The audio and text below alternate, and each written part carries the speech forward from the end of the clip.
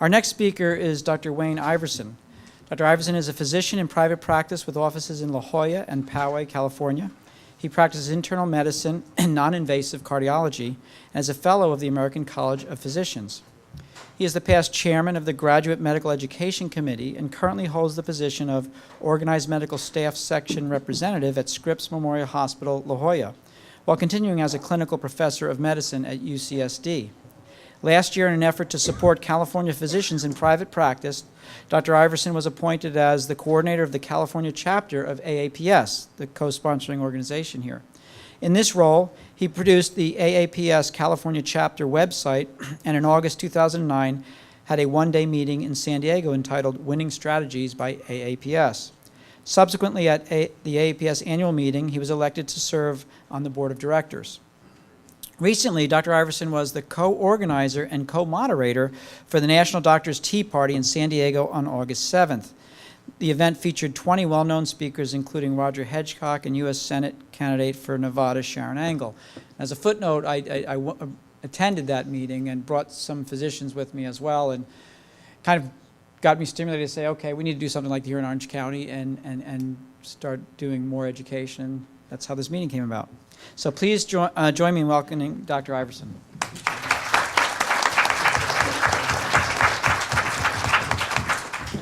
Thank you, Art. That was such a nice introduction, and when I hear my resume like that, I would like to remind the audience that as nice as that is, I consider myself a Tea Party doc, and so that's why I'm here today.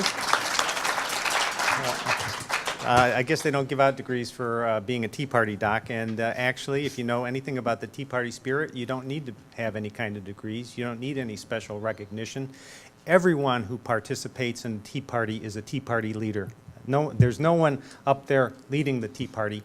The Tea Party is a grassroots effort, and the thing is I draw a lot of strength from that. And so I'm never worried about whether or not I'm going to be able to be at the next Tea Party, being a speaker, being up in the front, because I know that at a Tea Party there's going to be somebody there representing us and representing the things and saying the things that we need to have said. Thank you very much for coming and participating in this town hall today. And I'm going to mention what physician organizations, what physicians have done and their organizations have done to repeal Obamacare. And that's the gorilla in the room here, the elephant in the room. That's the big thing that we have to take care of. And what we have to do is we have to repeal Obamacare. And the thing is you've heard all of these speakers today, and I think that you get the feeling that there is a lot of things wrong with Obamacare. I'm not going to get into the specifics. I think you've heard plenty of that. I think the thing that you as physicians and members of the community want to know is what have physicians done, what have their organizations done to repeal Obamacare, and that's what I'm going to talk about. The thing is I think you have to step back and take a look. What is our goal as physicians and members in the community? And I think what our goal is we want to restore medicine in America. And what that means is we want to restore the physician-patient relationship and maintain the medical profession. That's why we're doing this. That's why we want to repeal Obamacare. Obamacare is not fixable. We have to have it repealed, we have to get it off the table, we have to have a clean playing field, and we have to start over. Now, I got to tell you, I hadn't heard a lot of the things that Dr. Astorino had mentioned, specifically what the work that he has done, but I think that this is absolutely wonderful, and the reason is that I have been working very hard for the past year to repeal Obamacare. And the thing is the question that hangs out there is, okay, if Obamacare is repealed, then what? Well, the things that you heard from Dr. Astorino and Sally Pipes and the other speakers here is what could replace Obamacare if that's taken off the table and people are allowed to come up with new solutions. There are new solutions out there, there's healthy solutions out there, and we want to have a chance to get at some of these things. Let me just mention one of the things that got me actively involved, and I consider myself a physician activist on this topic, is that I didn't think that the ACA legislation was wholesome legislation. In fact, I was insulted and embarrassed by our Congress, the way they got that legislation passed through. You saw how the House of Representatives handled their portion of the bill. You saw the way the Senate handled their portion of the bill. The thing is some of the senators were induced to vote for it, like Ben Nelson. We all heard about the Cornhusker kickback. In my lifetime, I have never seen our Congress act in that manner. The thing is I'm a physician in private practice, but the thing is I don't really feel comfortable sitting in my practice and seeing our Congress act like that. So that's what's got me out on the streets, and thank goodness when I got out on the streets, I found other people like myself, like you, out there being concerned about this as well. But the good news is that Obamacare will not stand. It will not stand legally. It will not stand legislatively, and the American public in the majority will not accept it. So what have we done so far as physicians and physician organizations? And Art had mentioned I had belonged to several organizations. I'm a member of the AMA. I'm a member of the American College of Physicians, but there's one association that I'm particularly proud of, and that's the Association of American Physicians and Surgeons, and that's one of the co-sponsors for this town hall today, and it was a sponsor for the National Doctors' Tea Party. And we've done a lot at AAPS.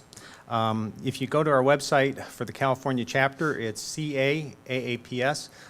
If you go there, you can take a look and you can see a lot that we have done out here in California. AAPS filed a lawsuit in Washington, D.C. on March 29th in 2010. 3 days after President Obama signed that into law, our organization was there, filed a lawsuit, and we filed it because we believe that the ACA legislation is unconstitutional on the basis of the Fifth Amendment, violation of the Fifth Amendment and the 10th Amendment. And so our physician organization was one of the first to file, and in fact, the AMA never did file a lawsuit against ACA, and a lot of physicians wonder why. A lot of physicians wonder if there may be some conflicts of interest there as well, or if there may be an alternate agenda. I'll leave that up to you to decide why the AMA didn't engage on behalf of its membership.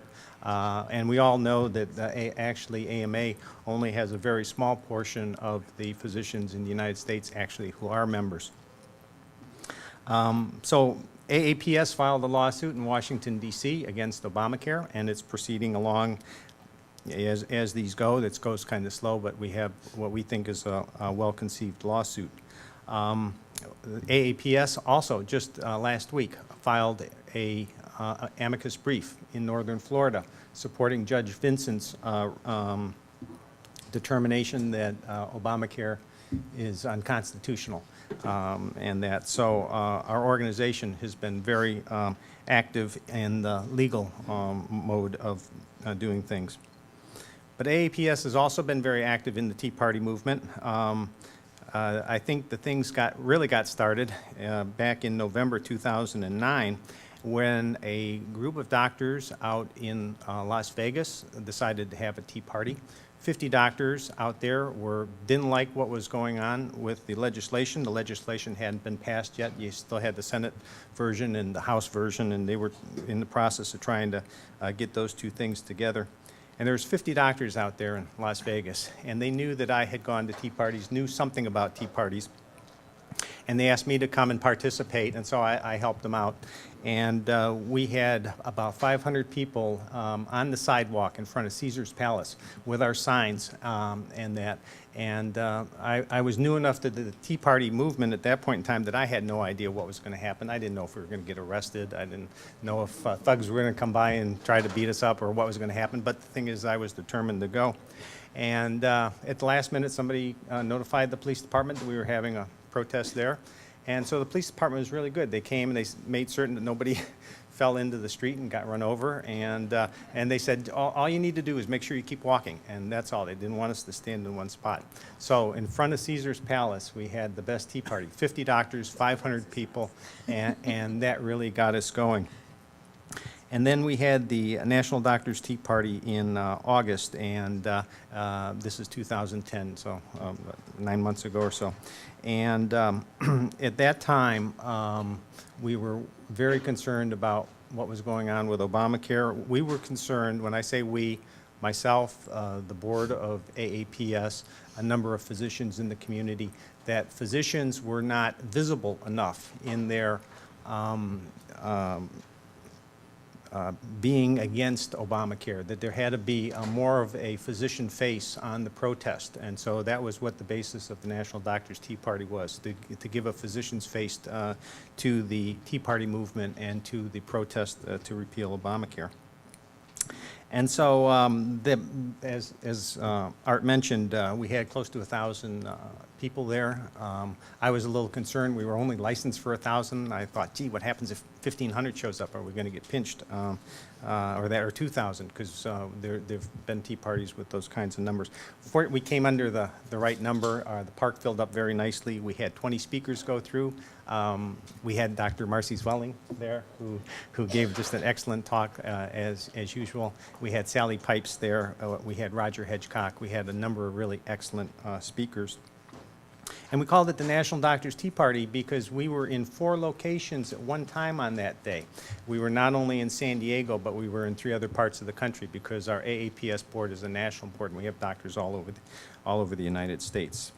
And that. So we've had several tea parties.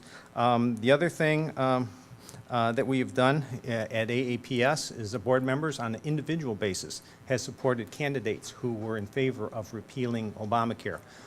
Myself and my wife Jan, we supported Sharon Engel running for Senate in Nevada. We supported Nick Popadich running for Congress in South San Diego. We supported Duncan D. Hunter, who is in San Diego, and so and board members across the country supported other candidates who were going to who favored repeal. The other thing we do to look for repeal for Obamacare is send out press releases and publications. And Jane Orient is a CEO, is just a very excellent writer and excellent conservative commentator on physician issues. She sends out press releases every other week on topics related to healthcare reform and the problems with healthcare reform. And I personally sent out a press release, and I'll tell you what the title of this is. It's ACOs Waste Millions of Dollars, and the title's a little longer than that, but if you Googled ACO Wastes Millions, you'll see the press release that I sent out. And I wrote this press release as a result of my hospital having a town hall meeting on the hospital going ahead and setting up an ACO. The hospital wanted to set up an ACO. They had their high-powered consultant come in, described what the process was. And basically what it is it has a lot of the mechanisms and machineries of forming up an HMO, but the only thing is even HMOs, even if you don't like HMOs, the state and federal laws are written such that there is physician and patient protection under HMO laws. The problems that you have if you've been slighted by an HMO is the laws haven't been followed.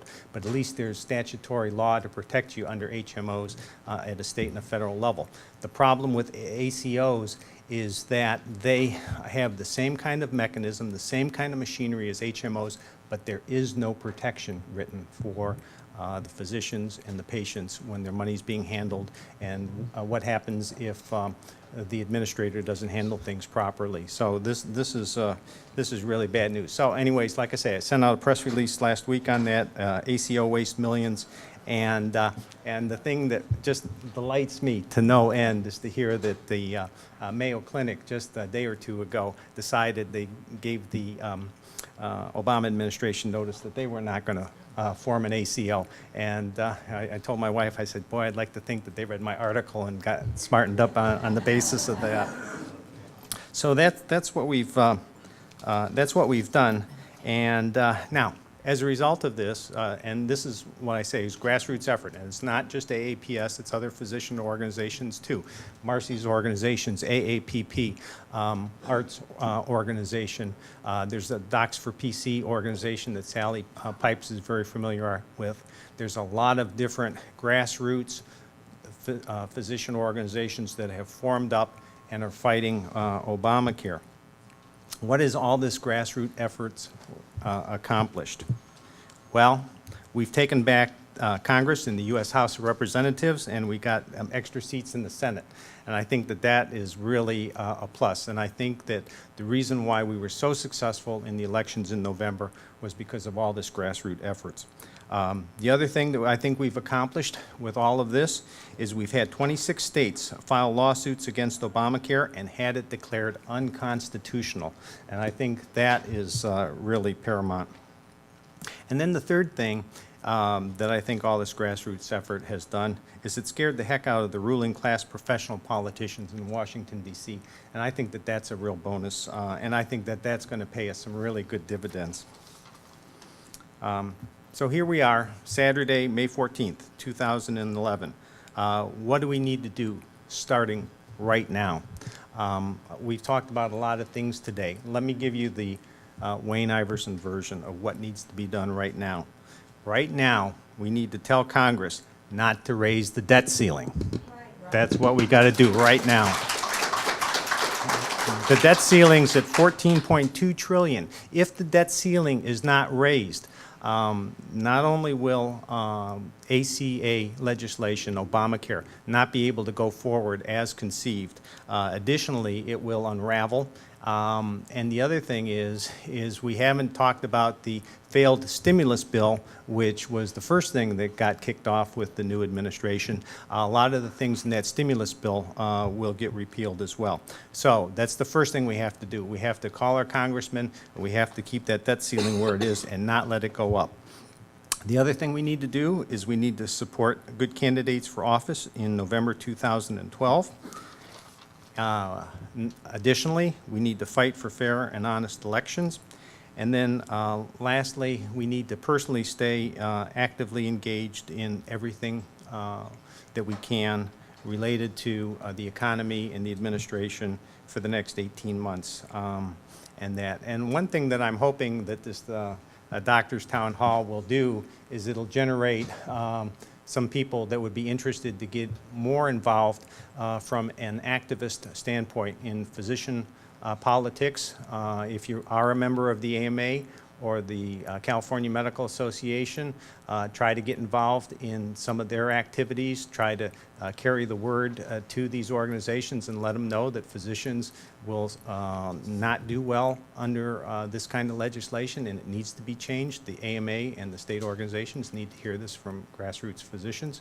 But also, if you have a candidate who's running in your area and they happen to carry the right message, they believe the same way you do, maybe you're a registered voter, maybe you've even contributed, but there's a lot more you can do to get good candidates elected.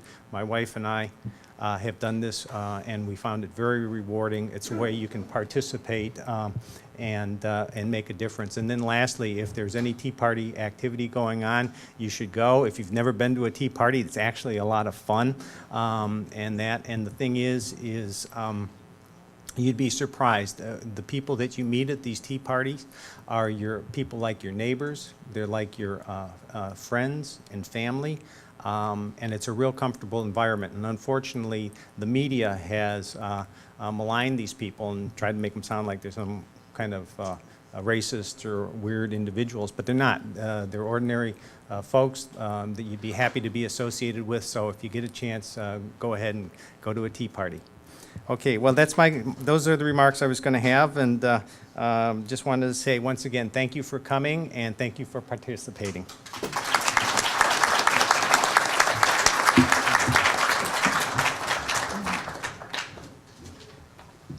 Great, thank you, Wayne. So you can see there's a lot of different organizations that are attacking this problem from multiple ends, and I think many of those ends are important, and no one organization can do it all. So anyway, the AAPS is great, and I think every physician here hopefully will sign out that form to join APPS along with AFCAM. In addition, I forgot to show Marcy Swelling for the physicians that want to consider the concierge method of practice. She's excellent at helping you transition if that's what you want to do. And I think it's a great way to go.